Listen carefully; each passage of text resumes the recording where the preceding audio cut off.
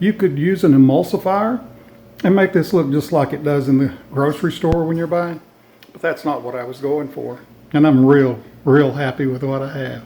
We're going to show you our ingredients. And no, I'm not using all of this. First, we're going to start with some apples. These are Macintosh apples, and I purchased those at Raoul's Apple House. They've been in the refrigerator outside for about a month, but Macintosh apples do normally work quite well for storing as long as you're keeping them sealed in a plastic bag. We're going to use some regular pure cane sugar. We're going to use some cinnamon. We're going to use some ground cloves, a pinch of nutmeg, and at the end of the video I'll give you the actual recipe I'm using. And of course, my mother used to stand at the stove for hours cooking apple butter, and she wouldn't let any of us kids in the kitchen because she said apple butter was dangerous to cook because it would be so thick it would pop out and burn us severely if we got too close to the stove. Fortunately, in today's world, we have different tools we can use. I do a lot of canning with my slow cooker. So we're going to actually start the canning process for these apples by cooking them slowly, just like Mother would have done on the stove, only we're going to use a slow cooker. So let's get started now peeling some apples.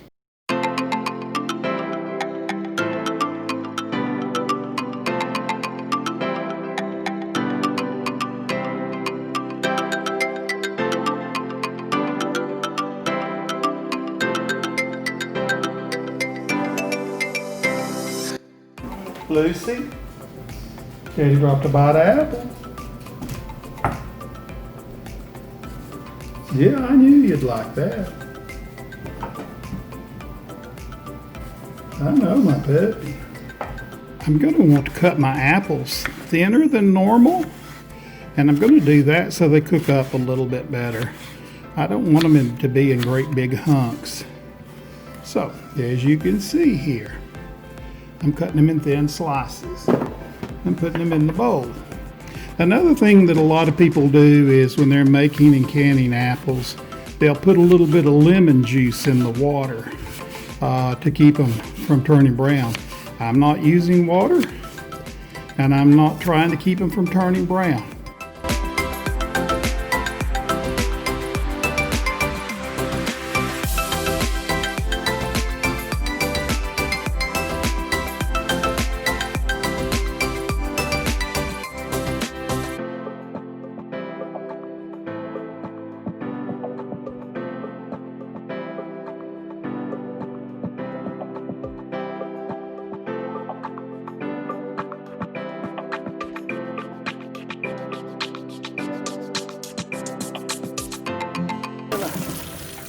Clean sink.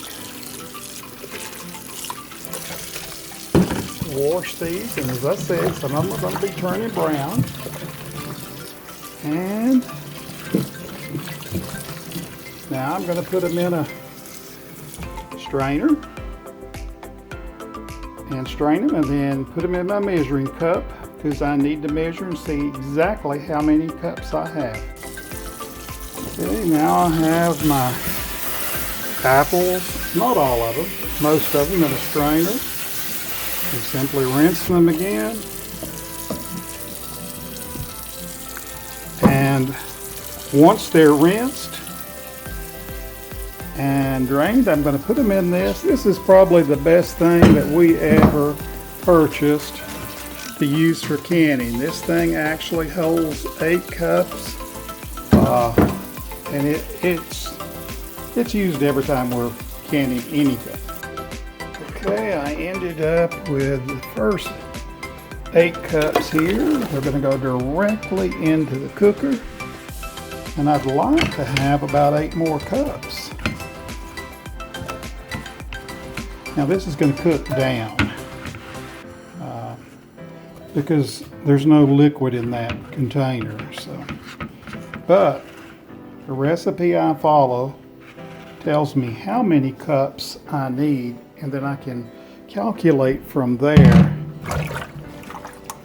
exactly how much spice, etc., to go into it. This is the second bunch, and that's well above the 8-cup mark, so that's about, believe it or not, 10. So I've got about 18 cups in there. Now, it seems like it might be a little too full to add anything to it, but trust me, these are going to cook down. There's a lot of air in there that will dissipate as they fill the space. Okay.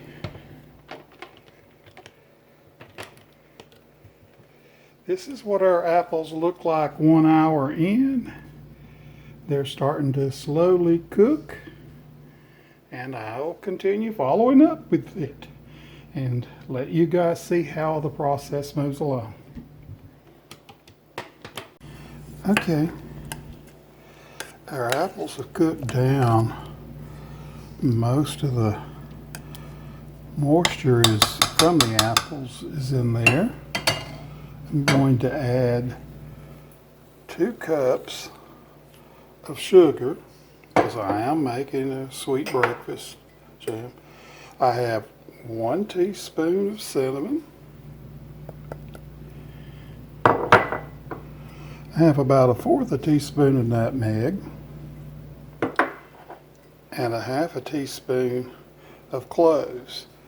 Now, that's all I'm going to put right now, because I'm going to let this cook just a little bit longer, and I'll taste the spices. If they're not right, I can add more.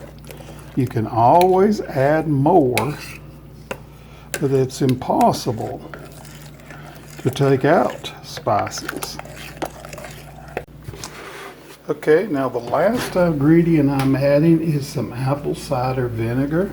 We're going to add roughly about 1/4 cup. And a lot of recipes don't call for this, but my son's great-great-grandmother made the best apple butter, and hers always had apple cider vinegar in it.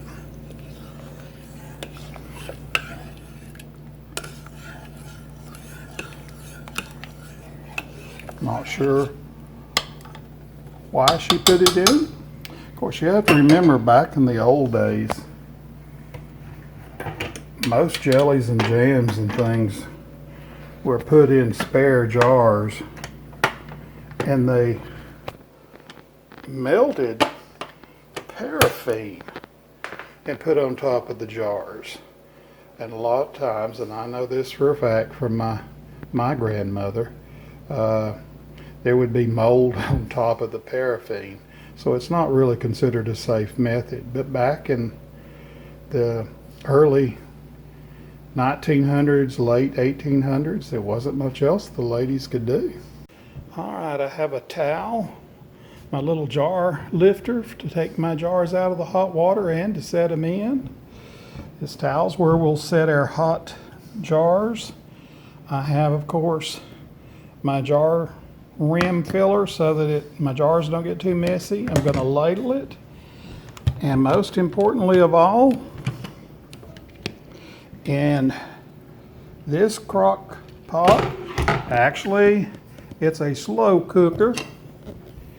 I have cooked my apple butter so long it is just mush. I could at this time take an emulsifier and put it in there and make it the same consistency as what you would see in the store, but sorry, it's fogging it up, it's so hot. But I've chosen not to do that, and I'm going to tell you why. My ancestors wouldn't have had an emulsifier, and they would have just cooked their apples down, and I'm following great-great-grandma's recipes, so I'm going to make it the old-fashioned way. But now when you're cooking and you're canning, you do it the way you want to do it. Don't do it this way because I've done it this way. My lids are sterilized. I've got my hot water on here, and I was happy to see that the little tray that fits in the bottom of my pressure canner would fit in this large stainless steel pot that I sometimes use for canning. This thing's a lot easier to tote around and use than a pressure can. All right, let's set our first jar up here. And it's nice and hot. I've put my jar ring inside my jar. And I don't know that I'll get 6 jars full, but we're going to try it. You know what this reminds me of? This consistency is what my family would have used when they were making fried apple pies. This is not dried apples, it's just apples seasoned, and I will have the recipe here at the end. So let me bring over the jars, wipe off the lid of this jar, and I'll put the first lid on. Anytime you're canning, make sure you take something and wipe all of that sticky or any type of residue. It doesn't have to be sticky residue. Make sure you wipe that residue off before you put your lid on. We work hard to get our food canned, and the last thing we want is for it to not seal simply because we didn't clean our jar. All right, I'm going to tighten the lid on this hand tight and put it over into the boiling water bath. My grandmother and my great-great-grandmother would not have put jellies and jams in a boiling water bath. But if you read the ball canning recipes, they always suggest you use a boiling water bath, and they do that simply. Oh, I got a little too much in that one. I need to leave about a ½ inch of headspace in the jar for it to be able to get a good suction and seal. Our grannies would not have put their jars in a boiling water bath. For one thing, they just weren't taught to do that. As I've said, most old jars, such as this one here, it's not a canning jar, it's just a jar that we've accumulated over the years. It just so happens that a canning lid fits this. But my grandmother never threw away a good jar because she'd put jellies in it. Those jars were referred to as jelly jars. The jelly was put in a jar, then they melted paraffin, and they sealed them. And then they were put in a cool pantry, and that's where they sat until they were ready to be used. And as I said, I can remember going in the pantry with Grandma, and she'd have some, and there'd be a little bit of mold on top of the paraffin. She'd make a determination of whether it was something that had spewed up or whether it was something that had been dripped on the paraffin itself. If it wasn't something from the inside, she just scooped it off, took her paraffin off, and then we ate that jar of jam or jelly, whatever it was she had sealed that way. 18 cups of apple, but remember I told you that 18 cups had a lot of airspace in it. Well, we can see that it cooked down to 4 pints. Now, yours may not do that. Life just happens around here at our house. I am a caregiver.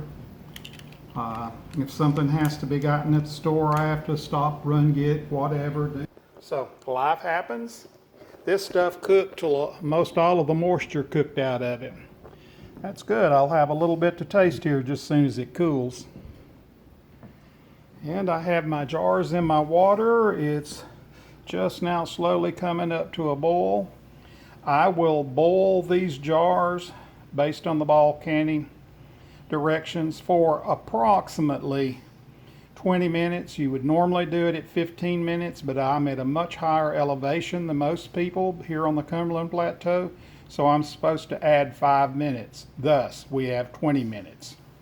Just as soon as it starts boiling a little better, I'll set the timer.